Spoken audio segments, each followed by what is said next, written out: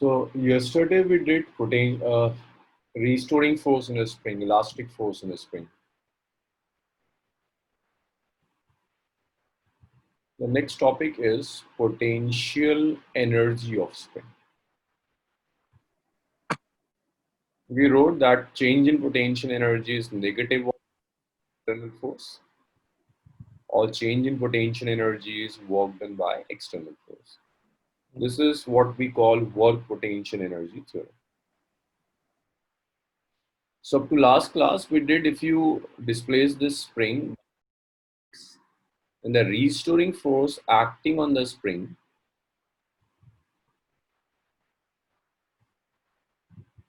restoring force on the spring F is minus of kx.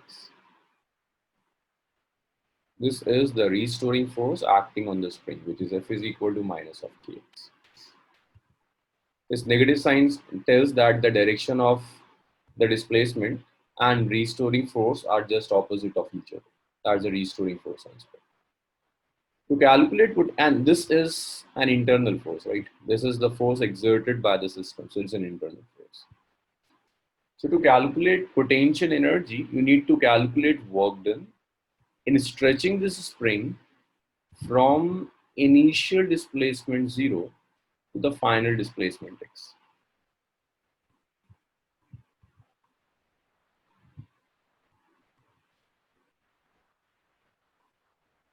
Work done in stretching spring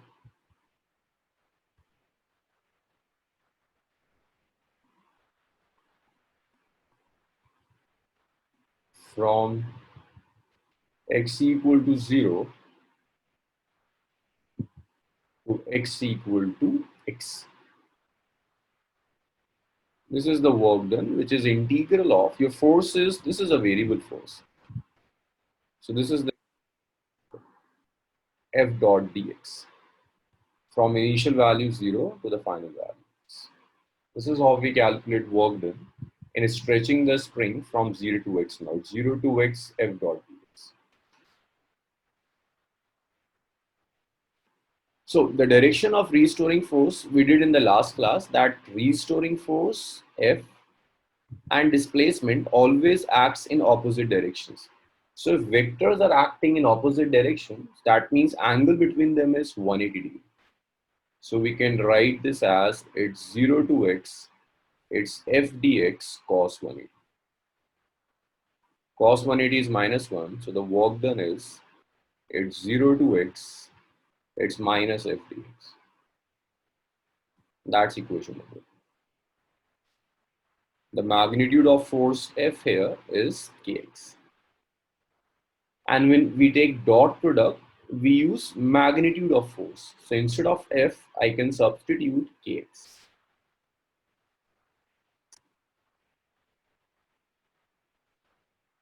This is 0 to x minus of kx dx. This is how we calculate work done. So I'm repeating it again. Potential energy of the spring is a spring. I connected a mass m through the spring. I stretch this spring from x equal to 0 to x equal to x. While stretching spring, a restoring force acts on the spring, which is minus of kx. And this is an internal force. This negative sign tells that direction of restoring force and displacement is exactly opposite. Means if restoring force is acting in the left-hand side direction, your displacement is to the right-hand side direction. Now I have to calculate work done from 0 to x. So for work done, the force is variable. For variable force, we calculate work done using this expression. It's 0 to x f dot dx. It's 0 to x. If I take dot product of f and dx, this is f dx cos 180. Cos 180 comes out to be minus 1. So work done is 0 to x minus f dx. So work done is minus of 0 to x kx dx.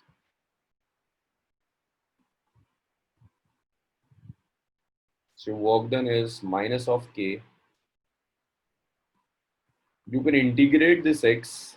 The integral of x is x to the power 1 plus 1 by 1 plus 1. Limit is from 0 to x. So the work done is minus of k,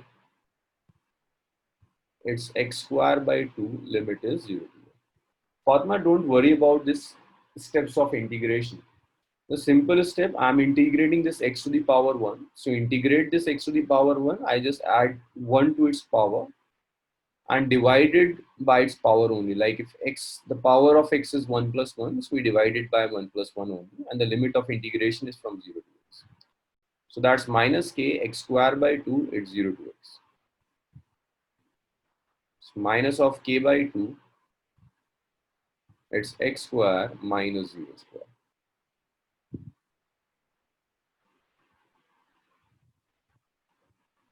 So this is the work done, minus half kx square.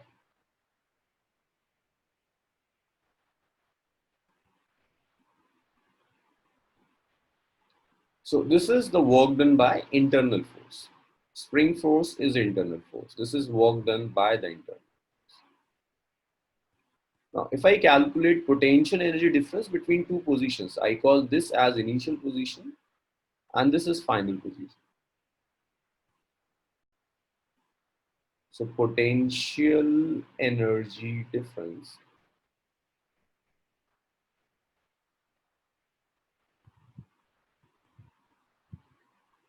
that I call delta U is final potential energy minus initial potential energy, that is equation number 4. Potential energy difference is negative of work done by internal.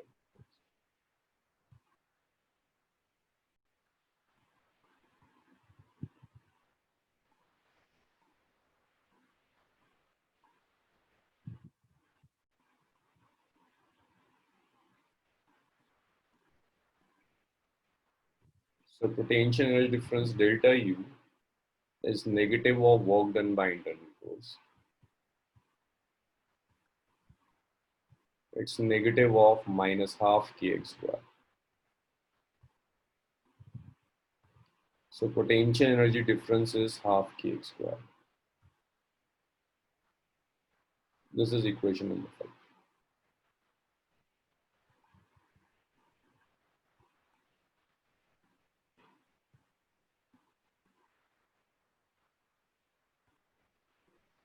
This is potential energy difference, which is half kx square. Or potential energy difference is U5, U final minus U initial is half kx square. Initially, your spring is unstretched.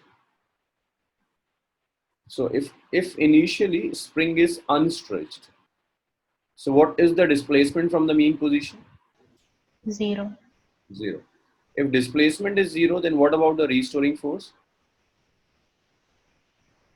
0. 0. And how much is initial potential energy? If restoring force is 0? 0.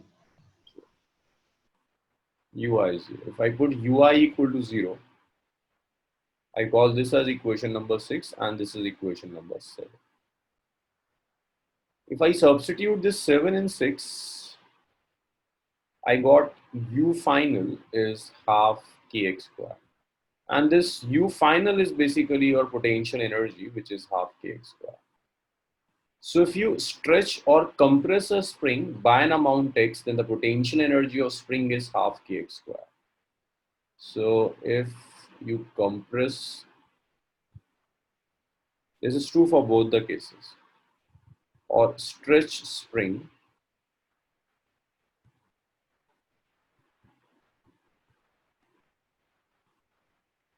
by an amount x,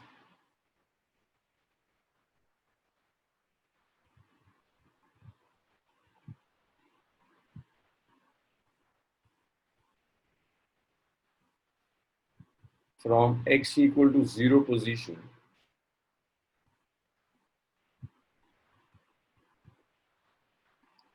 then its potential energy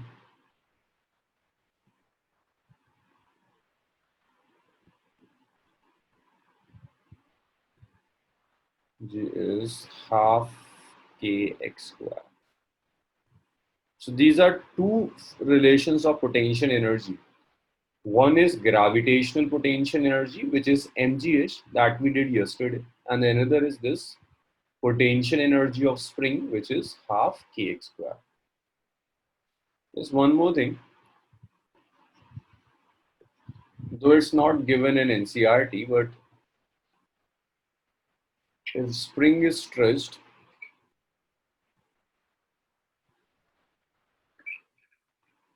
from x equal to x1 to x equal to x2.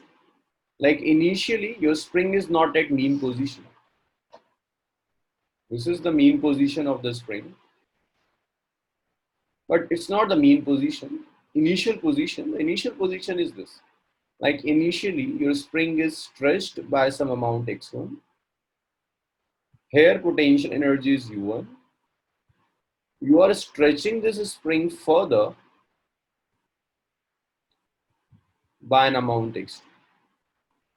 So this is your initial, and this one is your final.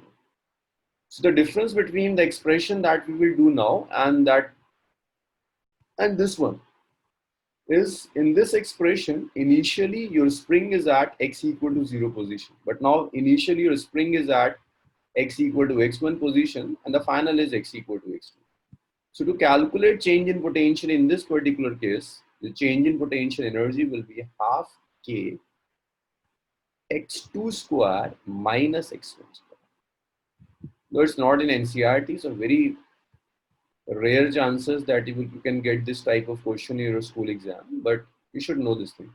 If instead of x equal to 0, your spring is at x equal to x1 and final is at x equal to x2, then potential energy difference is half k x2 square minus x1 square. Yes, sir.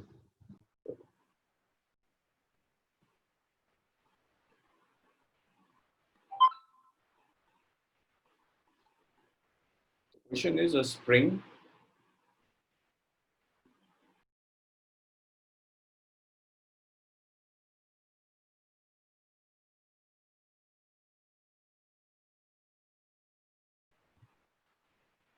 So the calculations are straightforward. Huh?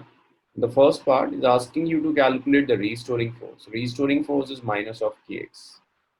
Your k is 10 Newton per meter. X is 2 meter. If I substitute these values, it comes out to be minus of 10 into 2. Your force comes out to be minus 20 Newton. And this negative sign simply tells the direction of force and displacement is opposite. This F and X acts in opposite direction. This is the significance of this negative sign. Now, if I want to calculate potential energy is half kx square. So this is half k, which is 10, multiplied by x square, it's 2 square. So this is half into 10 into 4. So u is 20. Minus 20 Newton and 20. Okay, so the next is conservation of energy. The next is conservation of energy.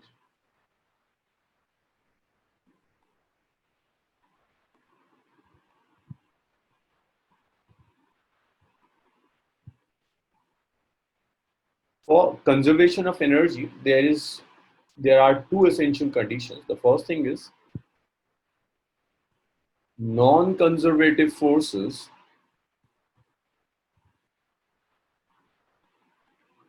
should not be present in your system.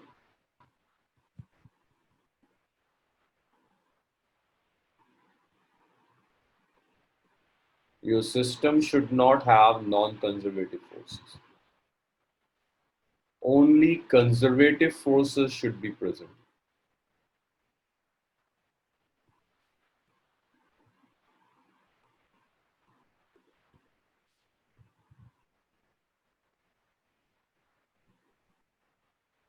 So non-conservative force means there should not be any friction in your system. If it is true that your system have only conservative forces, then the very simple statement that sum of kinetic energy plus potential energy is conserved. then kinetic energy plus potential energy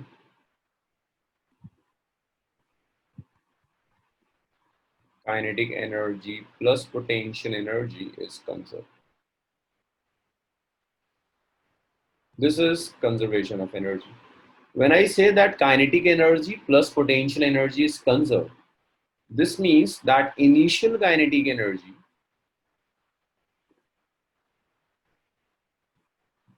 plus initial potential energy is equal to final kinetic energy plus final potential energy. These all are same statements. You can even write this as, you can take all these things to the right hand side. So it would be 0 is final kinetic energy minus initial kinetic energy plus final potential energy minus initial potential energy. The final kinetic energy minus initial kinetic energy is delta E, sorry, delta K. Final potential energy minus initial potential energy is delta E. So all three statements are same. For conservation of energy, you can either write that kinetic energy plus potential energy is conserved, or you can say that initial kinetic energy plus initial potential energy is final kinetic energy plus final potential energy. Or you can write this as final kinetic and change in kinetic energy plus change in potential energy is 0. All three statements are same. So if you want to prove it,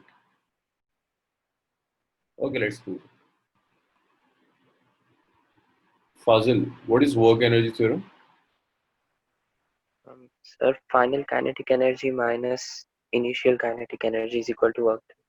Yes, work energy theorem says change in kinetic energy is equal to total work. That is first equation. And yesterday we did work potential energy theorem. See, work potential energy theorem is change in potential energy is negative of work. Or you can say that your work done is negative of potential energy. That's equation number 2. See, from both the equations, you are getting same thing. Like work done is equal to change in kinetic energy and work done is equal to negative of change in potential energy. If I equate 1 and 2, if I equate 1 and 2, then I can write that change in kinetic energy is negative of change in potential energy. You can take this change in potential energy to the left hand side. So this is change in kinetic energy plus change in potential energy. So this is work potential energy. So this is conservation of energy. Kinetic energy plus potential energy is conserved. Initial kinetic energy plus initial potential energy is final kinetic energy plus final potential energy. So that's change in kinetic energy plus change in potential energy is 0. And this is the proof of that theory. The next thing is, if in the same, so to use this conservation of energy, the essential condition is your system should not have conservative forces like friction. Friction should not be present in your system. But what if you have non-conservative forces?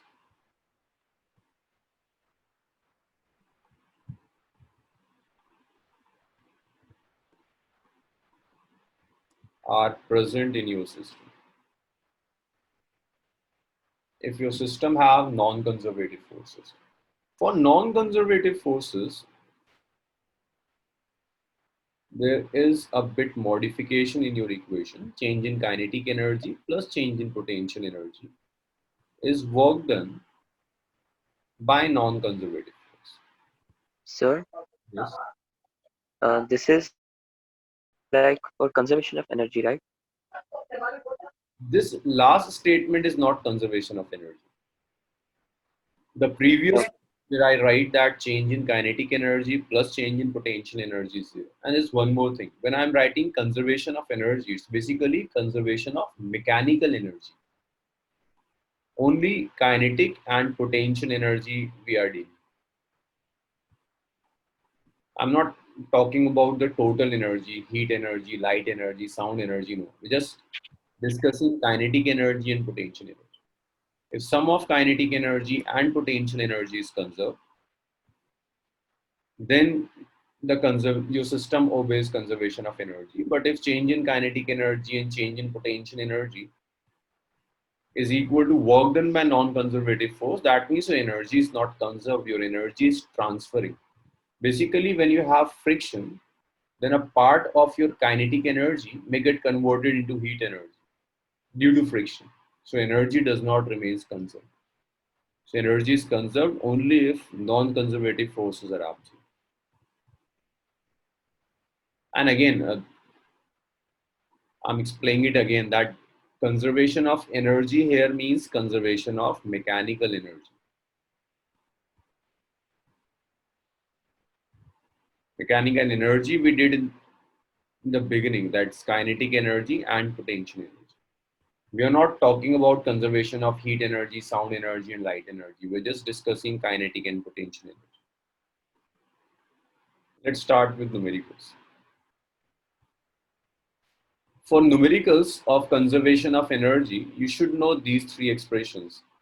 That kinetic energy is half mv square, potential energy is mgh, potential energy of a mass, potential energy of spring is half kx square.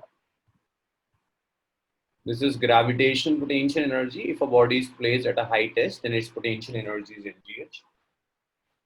If you stretch or compress a spring by an amount x, then the potential energy of spring is half kx square. So to solve questions based on conservation of energy, you should know these three expressions. The expression of kinetic energy, the expression of potential energy. Let's start with the first question. Show that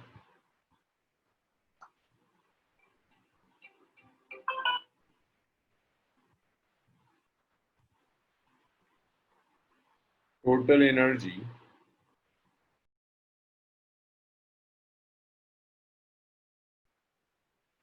to show this, let's consider this is Earth. Your body is at point A. This is your body of mass m. This is placed at point A. This is your body.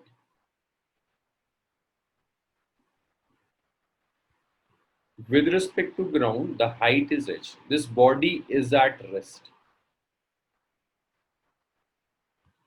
So we will solve this numerical through discussion. Okay, let's start with Fatma Farhana. Fatma, if this mass is at rest, what is kinetic energy of the mass? Zero, right? So if it is at rest, then kinetic energy is zero. Fatma Farhana, what is the potential energy of this mass? And this is placed at a height h. What is its potential energy? I just wrote the expression of potential energy, it's mgh. Anyways, Fatma, just unmute yourself and tell me what's the total energy. This is kinetic, this is potential, total is 0 plus mgh. So the total energy is 0. Sorry, not is 0. Total energy is mgh.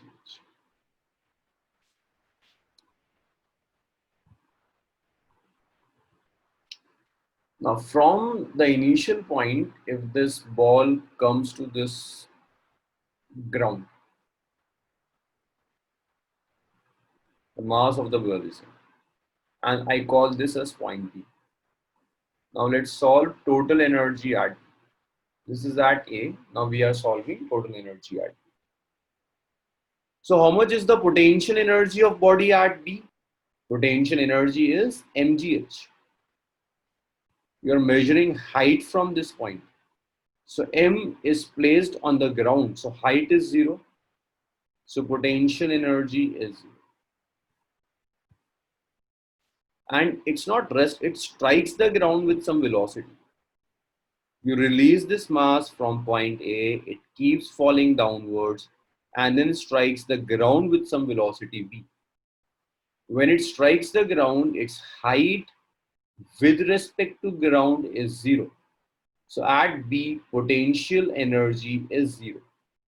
But its kinetic energy, it will gain some kinetic energy at B kinetic energy will be half mvb square. Can you calculate the velocity with which this mass hits the ground? You can use this expression V square is u square. less to the You drop this body, so initial velocity is 0. 0. The final velocity is vb. The acceleration is minus g. The displacement is minus h. Minus If I h. substitute all these values here, so this is vb square minus 0 square is 2 into minus g is minus h. So your vb square is 2gh. So the kinetic energy at B is, it's half, it's m, it's vb square, it's 2gh. So this 2 gets cancelled with this 2 is mgh.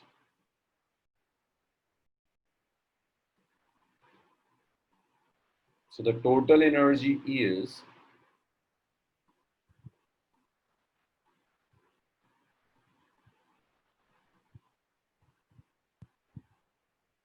the sum of kinetic energy plus potential energy at B.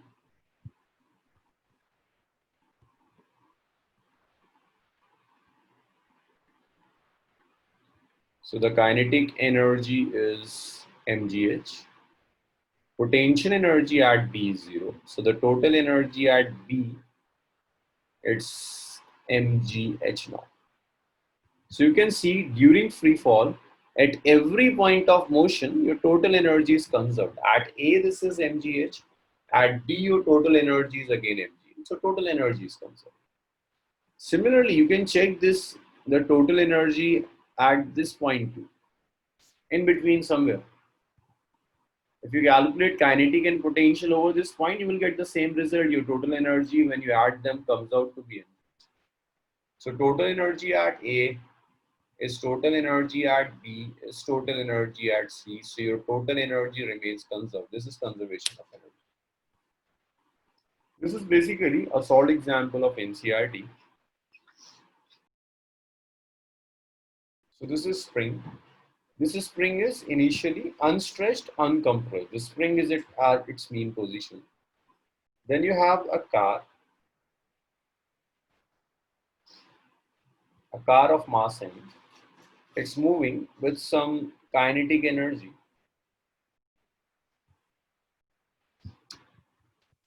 A car of 10 kg.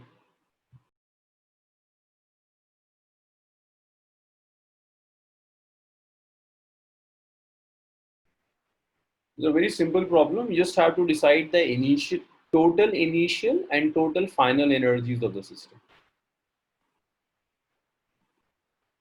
So system have two things. Your system have a car and a spring. You have to check the initial and final energies of both the cars and the spring. And again, we will do it by discussion. So let's start with Noor first. Noor, Yes, sir. if we talk about the initial energy of the system, just tell me what is the initial kinetic energy of car, initial potential energy of the car, initial kinetic energy of the spring, and initial potential energy of the spring. So for the kinetic energy, it's at rest at the start. So The car is moving. the car is moving since half mv square. So the initial energy of the car is half mv square. So it's half, its mass is 10, its velocity is, Velocity is 100. so that would be 50,000. Yes. What about the initial potential energy of the car? No. So it's 0 Why? because it's didn't go in displacement. It's because it's, the potential energy depends upon the height. It's because the height of the car with respect to Earth is 0. This car is not placed at any height. Potential energy is mgh, right? So Yes. car is not placed at any height. This is the initial system. So initial potential energy of the car is mg into 0, which is 0. Next, Fazil, what is the initial kinetic energy of the spring? Sir, 0. 0. Very good. Why? Sir, because it's not compressed or stretched. I'm asking about kinetic energy of the spring, not the potential energy. Sir, because the displacement is 0. Means the x is equal to 0. The kinetic energy of spring, it's half mv square. It's mass of spring into velocity of spring square. Kinetic energy does not depend on x. Its kinetic energy depends only on velocity. So yes, Fazil, how much is the kinetic energy? Is your spring moving or is at rest? Rest, If it is at rest, then what's the velocity of the spring? 0. 0. Then what should be the kinetic energy? 0. 0. So kinetic energy depends upon displacement or velocity. Velocity. Velocity. There's nothing in kinetic energy which depends on displacement. Okay, the next is potential energy of the spring. Initial potential energy of the spring.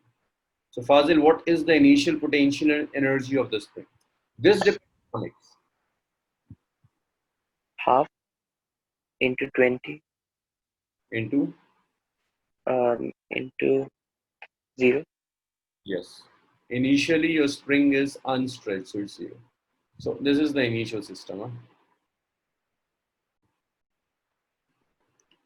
Then let's start with the final system. So finally what happened, this car collide with the spring. So finally what happened, this is your spring.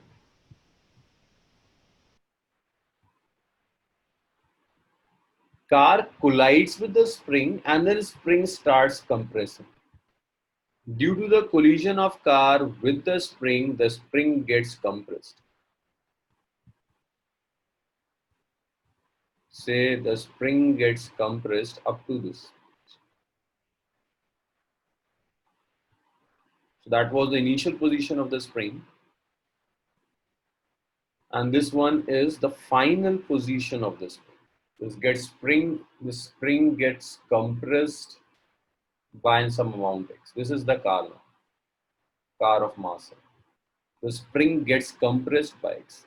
Earlier, this was the mean position of spring. Mean position. But since car collide with the spring gets compressed. It's compressed by distance x and the car stops. At the maximum compression of the spring, the car stops. Okay, Sania, let's start with you. What is the final kinetic energy of the car? Half Hmm. m Hmm. v square Car stops. u square. If car Or stops, then stops is final. yes, Sania, if car stops, then what's the velocity of the car? 0. 0. So it's 0 square. Yeah. Final potential energy of the car. Fatima Farhana, what is the final potential energy of the car? After collision, the car does not go at any height, so its final potential energy is 0. Okay, Fatima Sharif, what is the final kinetic energy of the spring? 0. 0. It comes to rest, the final kinetic energy. Rania Rizwan, what is the final potential energy of the spring? For spring, this is half kx square. For spring, this is half kx square. So if I write total initial mechanical energy initials, if you see all energies are 0 except this 50,000 joule. This is the initial mechanical energy. And the final mechanical energy, if you add them up, this will comes out to be half kx square. This is first equation, this is second equation.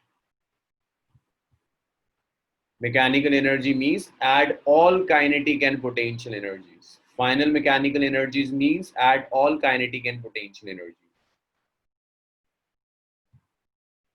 Compare them and get the value of x. So this is 50,000 half k, okay. K is 20 into x square. So this is 10. So 50,000 by 10 is x square. 5,000 is x square. Your x is root over 5,000. If I take root over 5,000 is